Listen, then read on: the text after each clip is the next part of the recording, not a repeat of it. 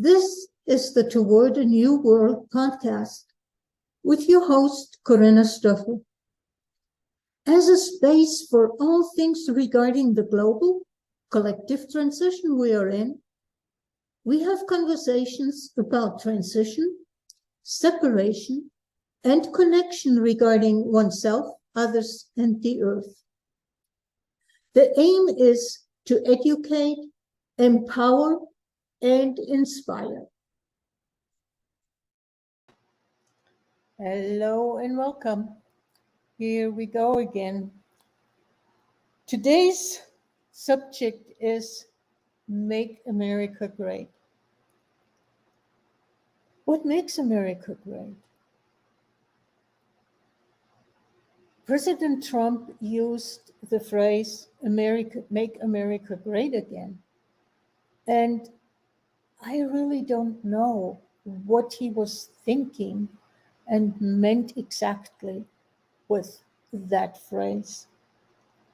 I am wondering, with what is going on right now, if people were sort of thinking about going back to a time where the clocks went slower, where life was perceived as easier and maybe better. And that is where their thoughts went and why they agreed with that term. Again, I don't know what people were thinking. Looking through that lens, though, I have to say that the fact that President Kennedy was working hard, to avoid nuclear war, to make peace with other countries as much as he could, with the fact that the civil rights movement had taken off. There was poverty on war. No. And the US was really liked in the world. It was perceived as a shining as a shining beacon for democracy. But then came the Vietnam War, and right now we're going through one crisis after another. What is going on for me? Sorry for that. During his 4 years as president, Trump was making it glaringly obvious how much things that we didn't see, that were sort of hidden, like the fact that there was racial inequality.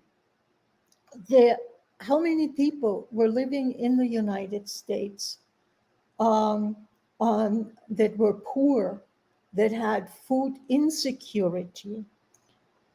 So we became aware of that. And then on top of all of that came the pandemic, came the loss of civil liberties through the lockdowns. The healthcare crisis became obvious. So today, globally, what I perceive is America is seen more as a bully who is trying to force its ideas onto the rest of the world than being a shining beacon for democracy and liberty and all of that as it was in the 60s.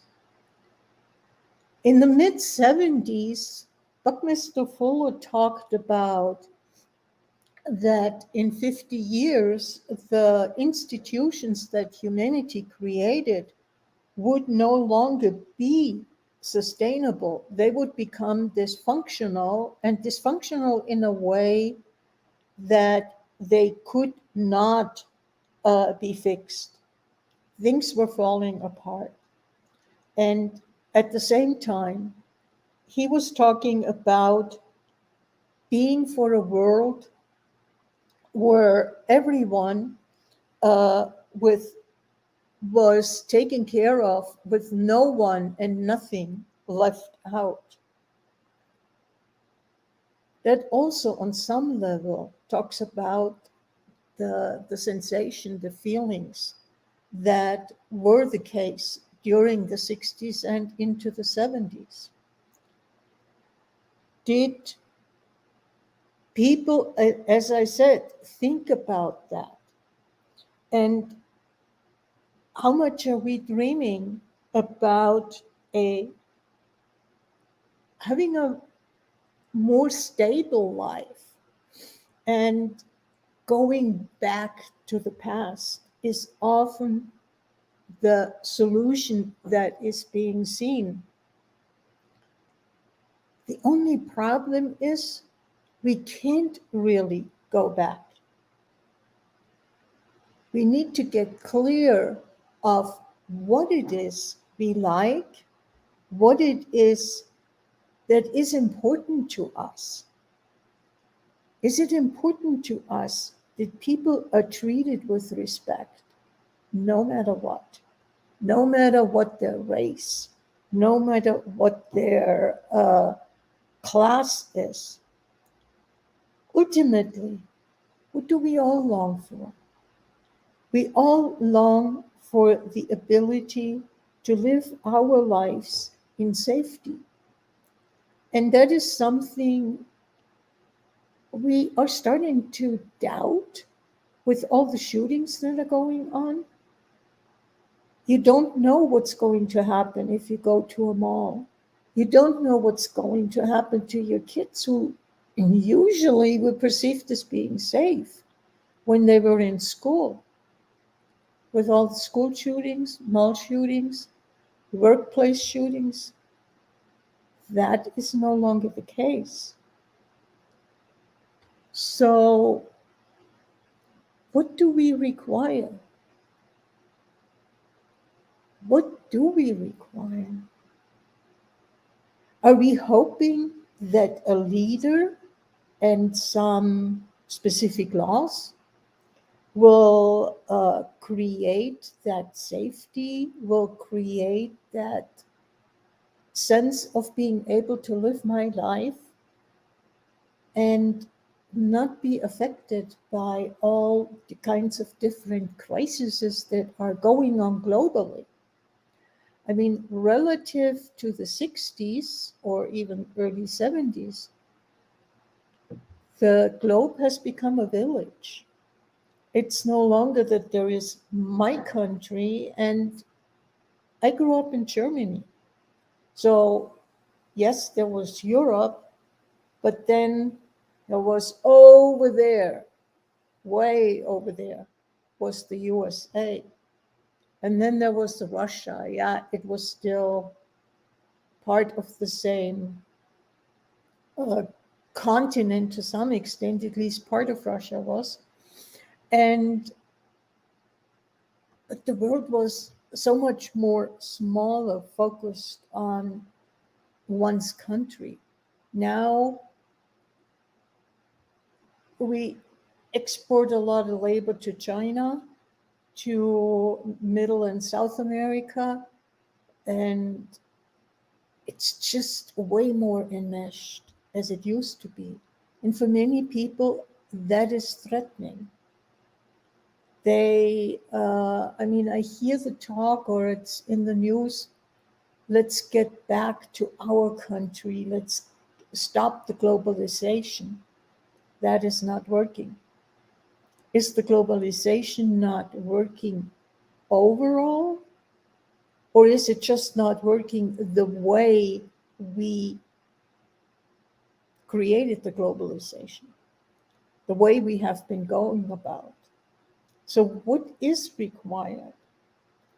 How much are the points of view that people have aligned in a way that it's important for everybody, that no matter what race, what country you're coming from, what class, that you are treated with respect?